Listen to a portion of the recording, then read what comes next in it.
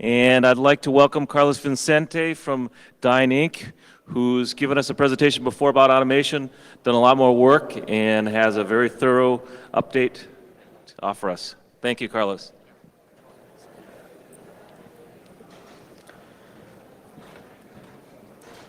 Does this work? Yep. So, Carlos Vicente with Dyne, here to talk about network automation and experiences. Does this work? Yeah, the big green button. So what is Dyne? We're in the internet performance business. We have about 20 data centers, hundreds of network devices, and the key thing is we have very small teams, and so automation is a very important thing when that happens. You might or might not have heard of our project Keeper. We gave a presentation in NANOG 63. And it's our continuous integration approach to configuration management. By continuous integration, I mean distributed workflow with version control, automated tests, that kind of thing. You can see the presentation at NANOG 63 for more details.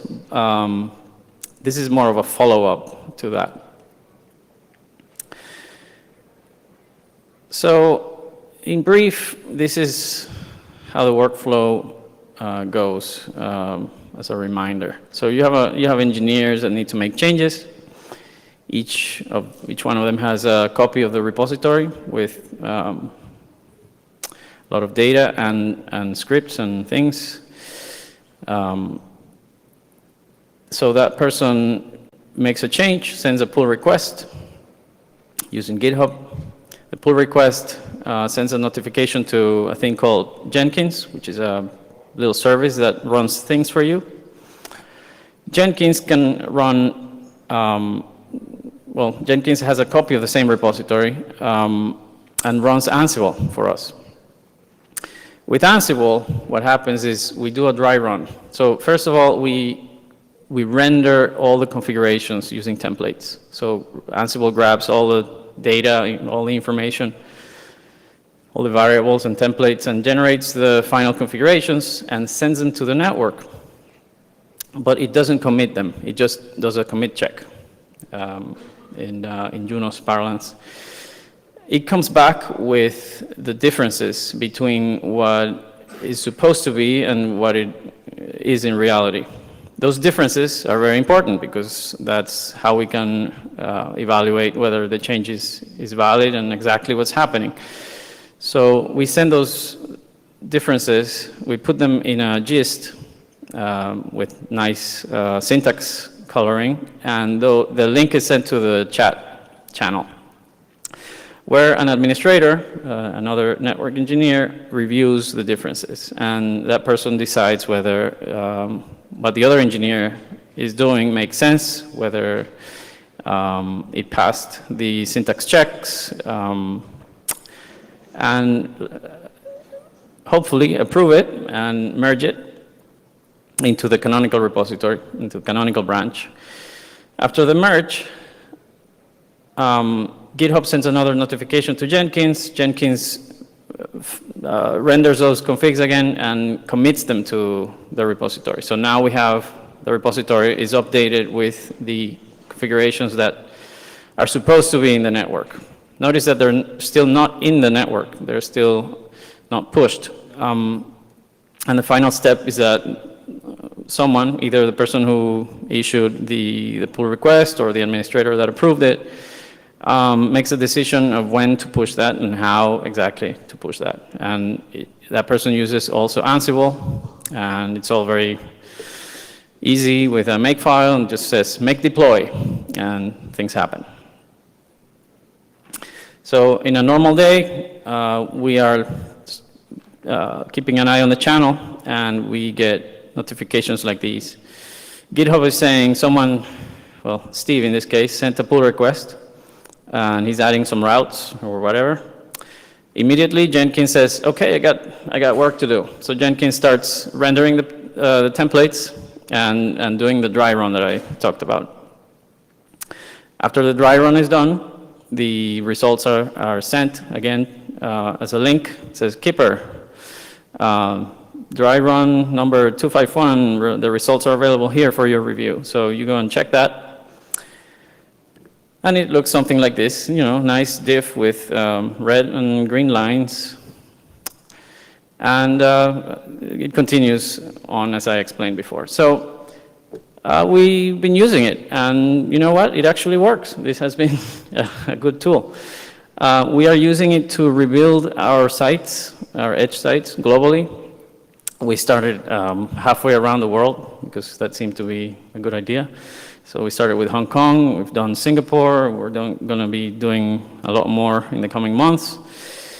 And yeah, we all use it in network engineering, but not only us, other groups are also using it. So the systems guys, when they need to make a change, they send us a pull request, and we are out of the business of turning up ports or changing ports configs, or all that comes directly from them, which is a big win. And in the meantime, we've learned a few things and made it better. But first, some stats. We have, as I said, about 300 devices in inventory, about 88 template files. Those are in Jinja 2. If you know Python, that will sound familiar. 900 lines of generated configuration. That sounds like a lot, but maybe it's a bit bloated because it's all XML. Almost 1,300 commits to the repo, about almost 5 commits per day from 17 authors. And an interesting fact when I was looking at the stats was that most commits happen on Thursdays around 4 p.m. I don't know why. So, some of the challenges. So, when we started using it, we started simple. And one of the things you do with Ansible is you group things. And the groups are essential for you to be able to use variables. And you apply those variables to different groups. And you avoid repeating things. It was evident that maintaining those groupings in one YAML file was not scalable, so we started looking into Ansible's dynamic inventory, and that's nothing more than the ability to pass a Python executable to the Ansible playbook tool. And that executable is responsible for loading all the data into data structures that then are passed as Python to Ansible. And of course, once you have an executable, you can do anything with it. You can read data from anywhere you want. And what we did was, okay, so let's just keep a very, very short, concise inventory of everything we have. And let's use our naming scheme to group things. So one thing is, for example, I group things by site, all the stuff in North Bergen or all the stuff in Tokyo, etc. I group things by function, all my edge routers or my spine switches, etc., etc. I also create intersections of these. So sometimes I want to push to or make a change to all the top-of-rack switches in Palo Alto. And then also groupings based on model. Is it a Juniper MX router, EX switch, et cetera, et cetera. So there's a lot of groups. It was also evident that there was too much data that needed to be kept in YAML files, which is the basic way to represent information or variables for Ansible. So the solution is to use that dynamic inventory script, not just for grouping things, but also to load variables. One very important case is we have a lot of point-to-point links, right? And all these point-to-point links, many of them are trunks, and they carry different VLANs, and each VLAN has a point-to-point subnet, both in v4 and v6. So the natural way to represent that was in tabular form. So we created this spreadsheet with all the devices in a data center, their ports, and the mapping of this port goes to this other port. This is a type of link, and these are the various pieces of information that pertain to that point-to-point link. One very cool thing was we didn't have to put the specific IP addresses for each side. One easy way to do that is to just put the subnet in there and use a convention that anything on the left uses the first address and anything on the right uses the second address. So the dynamic inventory script just calculates those variables and assigns the variable to the device appropriately, both for v4 and v6. And the spreadsheet, we don't read the spreadsheet directly. We convert it into CSV, and we put it in version control. I like to have things under version control. It's always better. But you say, well, that data is coming from everywhere, from somewhere. And as you heard this saying, garbage in, garbage out. If you input bad data, you get bad results. So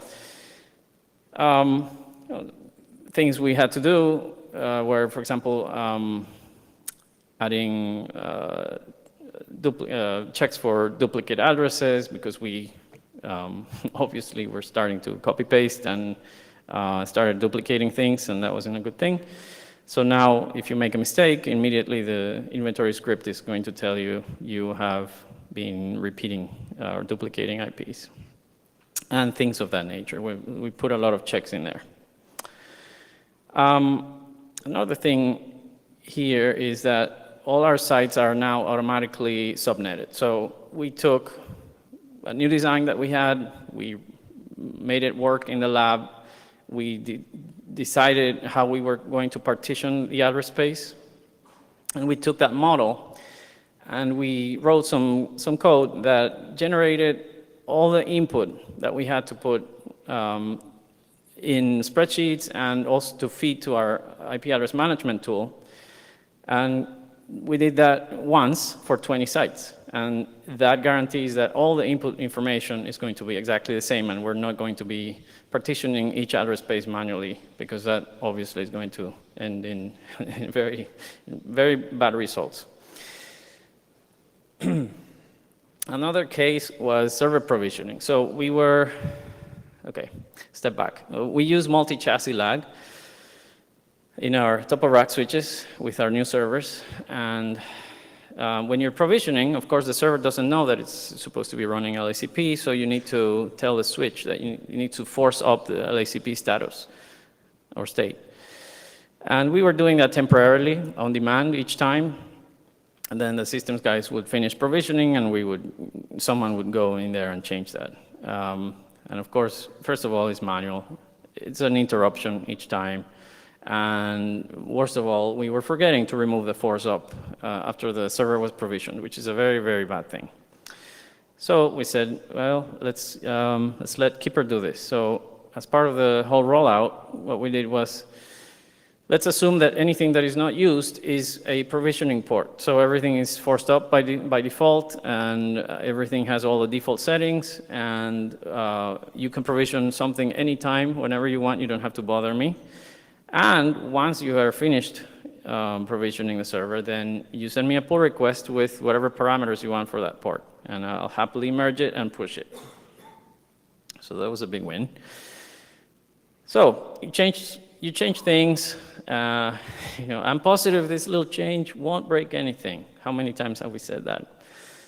How could this possibly break anything? Well, it braked. It breaks. It broke, and then people say, you broke it, and you go, are you sure that was working before I changed things? Well, you have no idea, and you have to roll back, and then it turns out that, yes, it was your fault. We didn't have a good way to test connectivity, both before and after changes, and in our case, we have a lot of routing instances within one site, and then multiply that by 20 sites, and you have a lot of possible sources and destinations that you want to test. And so doing that manually was not scalable again. And Ansible came to the rescue. And because we use netconf, we can tell our switches to run things for us. So what we did was to use the same inventory data that we used to configure the devices to generate a list of tests that we wanted to run before and after changes. And then we also added a playbook for doing rollbacks. This is one example. So you type make ping test, and it runs a lot of pings from many different top of rack switches to many different destinations. And if everything comes out green, then you know you haven't broken anything. That's all done with a very simple module that comes for free. It's all on GitHub. It's called Juno's Ping, and what you see here is a playbook. And the things in between curly brackets are data structures that come from the inventory script. Then there's an issue of change awareness. Sometimes we would forget to notify other groups that we were pushing a change. And for some reason, the NOC didn't like that. I don't know why, but it wasn't a good thing. So we modified the deploy job, and we now automatically send notifications via Slack to different groups. So now they know exactly when we are pushing things. When I gave the talk last time about what we were planning on doing, I mentioned that ideally we wanted to let the thing push changes automatically. So once you merge a change, you forget about it, and it's all magically done for you. Turns out that wasn't very realistic. I hadn't thought about it very deeply. So, if you've done this, you know that sometimes a change depends on another change. It's complicated, and you really want a human making some of these decisions. So we decided to not automate that part. And as I said earlier, there is a person that always decides when to push something and how to push it.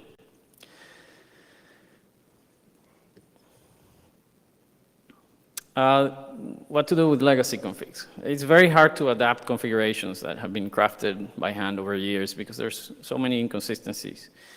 And more than anything, you waste a lot of time looking at something and going, is this really necessary? And so you have to go around asking others who have been in there longer than you if they happen to remember why that section was in there. So in short, it takes a long time to adapt a large network, a lot of configuration, and put it under version control and templates. So what we did was to focus on our new designs, our new sites, and what we're doing is automating everything from the beginning. So we rack things up, we plug things in, run Keeper, and things are magically working because we already automated all the config. The idea is then you go back and fix the old legacy network as time allows. But it might be that because you're so efficient at upgrading everything to the new design, the old might go away sooner than you think. So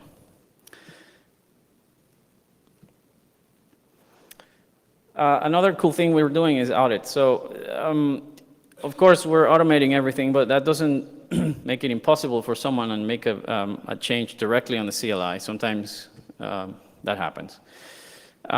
If you don't keep an eye on that, you might find that when you're trying to push a change days later, that you notice that you're actually going to change more than you thought you were going to change. Why? Because what they changed is not in your templates. So we do a nightly dry run using Jenkins. So you just program it and say, at this hour, just do a dry run and send me the diffs. And so in the morning,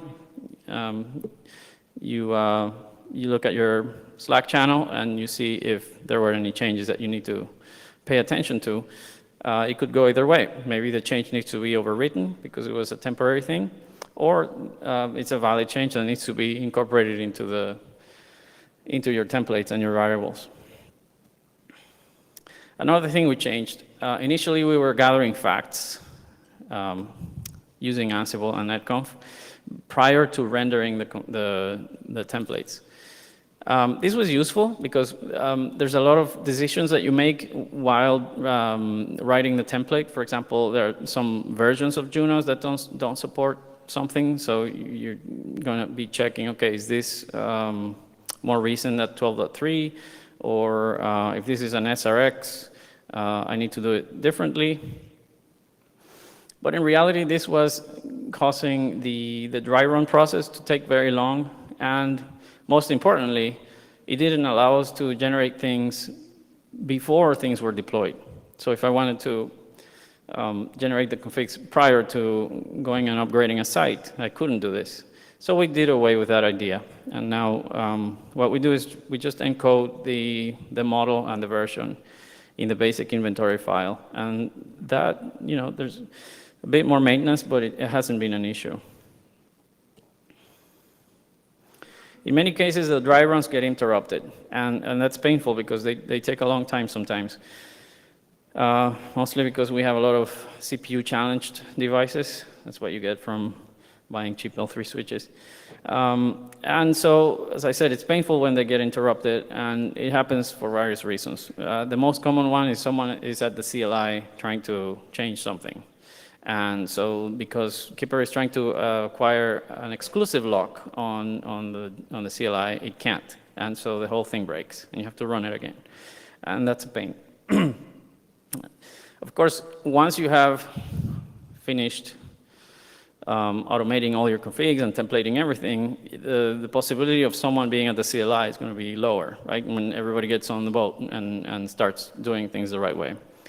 But in the meantime, we just tell Jenkins to run again. Sometimes it fails for other reasons, and we try to fix those. Or in the worst cases, we have to comment out the device from the inventory and just deal with it later so that the rest can work. Git is, as you know, very powerful. If you've done any software development, it's fantastic, it's great, it allows you to do so many things, but at the same time, it's very complex. I myself keep Googling, how do I do this in Git? It's hard at first, and that's been a challenge with getting people up to speed in the engineering group. Most common thing is, oh, I didn't create a branch, so I can't interrupt what I was doing and work on something else. I committed a change that wasn't accepted, so now my master branch is wrong. I merged from the wrong branch, and now I have a mess. In general, I don't know what I did, and my Git is all messed up. Help me. So that's been a common issue, and it's just a matter of more training, more experience, and people are getting up to speed. We kind of have an inside joke at Dyn that all three-letter words are hard. So Git, DNS, BGP, everything is hard. The other thing is, oh, but it worked for me. Because we all have Ansible and all the whole thing in our laptop, sometimes we run into issues because we might have a different version of the OS. We don't have the same version of the libraries, different version of Ansible. So I'm saying, well, everything works for me, but a colleague might say, well, this broke. And that's very annoying. One solution is to create a VM somewhere in the network and put all these tools and libraries, and everybody just logs into that VM and executes things from there. So with these tools, there isn't a lot of complex coding necessary because, Ansible is already has a lot of logic to help you there. But still, you need to be aware of some basic programming things. You need to understand a little bit of data structures. What's a list? What's a list of dictionaries? What's a dictionary of lists? And things like that. And so I recommend to everyone that they pick up the Python book and learn some of the basics of Ansible. And it's not hard. So I could say confidently that the major gain from all this stuff is consistency. In almost all cases where two or more things were supposed to be the same, they were not. always was something different that someone messed up. And Keeper has really, really helped us notice and correct these issues and not have these issues anymore. So that's been awesome. The future, we want to test beyond our own network. You saw that I talked about doing ping tests between subnets, in between sites, and et cetera. But what happens when I make a change in my routing policy? I want to see how that has been reflected from the point of view of others, and how our reachability looks across the internet. So gee, I think I know a company that does some of that. So yeah, we'll be looking at using some of Dine's Internet Intelligence API features to integrate it with our own change management to make sure that we didn't break anything again. Conclusions. So yeah, network automation is not without its challenges. It's a process. It takes a long time. Some of the challenges are technical, some of them are organizational, getting people up to speed, changing mindsets, etc. But it is an investment that pays off significantly. And I mean, I couldn't imagine doing what we're doing right now without these tools. So I highly recommend doing something like this if you're not already. And now we have some 6 minutes almost for questions. Yes? Chris Spears, Ornet. First of all, I want to say a great presentation. I want to thank Dine especially for, this is I think your third time talking about automation here at NANOG. Thanks for repeatedly sharing your updates.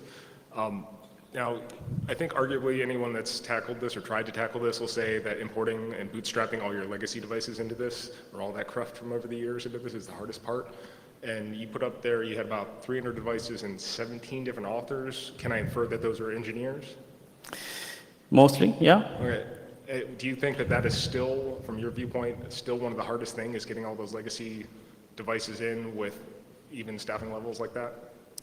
Yeah, all those 17 are not in network engineering, so they were in other groups and they don't care about what I'm doing. So retrofitting old legacy configs into this is by far the most difficult part, yes. And it's a matter of time, and as I said, the one way is to, okay, let's redesign this thing and focus on the new and hope that the old goes away. But yeah, thanks.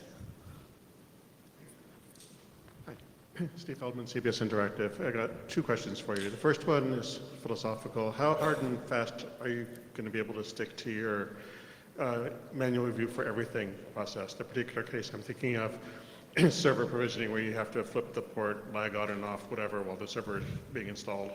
And right now your process means you have to wait for a network engineer to wake up and push the change. Are you going to be able to stick with that, or are you still going to be able? Probably not. I mean, that's the way things are right now, and it's an improvement to how they were months ago. But I envision there's much better things that we can do. Use of database. Maybe not use the whole approval process and automate some of that, because it's a very discrete operation that you've already done a million times, and you know it doesn't usually break. So yeah, there are more things we can do, and that's a good point. Okay. And the other question is, are you planning to make any of this available? You know, I wrote a little demo for the last talk, and I haven't updated it with some of the new things, but I will. I was thinking before giving the talk, I should update it and show some of the things that we're doing with dynamic inventory, and also write down some of the things that we learned that I didn't mention here about using templates, and there's some tricks, you know, indentation and other things that we learned on the way that I will include in there. Okay, thanks. Hi, Brandon Bennett with Facebook. Have you looked at using OpenConfig at all, or I guess the next version of this being more vendor neutral?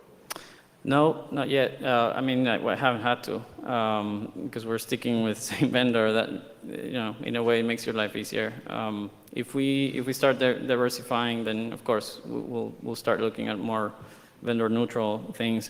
I mean, ideally every vendor will support NetConf at some point, and if it's not NetConf, then it's something else. But as long as the vendor provides me with an API, I'm happy. So with these tools, you can have the same data and different operations. The basic information that you need to pass a device is very similar. What changes is what API are you using and what format you need to pass. So hopefully that will be an addition and not throwing away what we did and redoing it again. Sure. Thanks. Well, thank you all so much.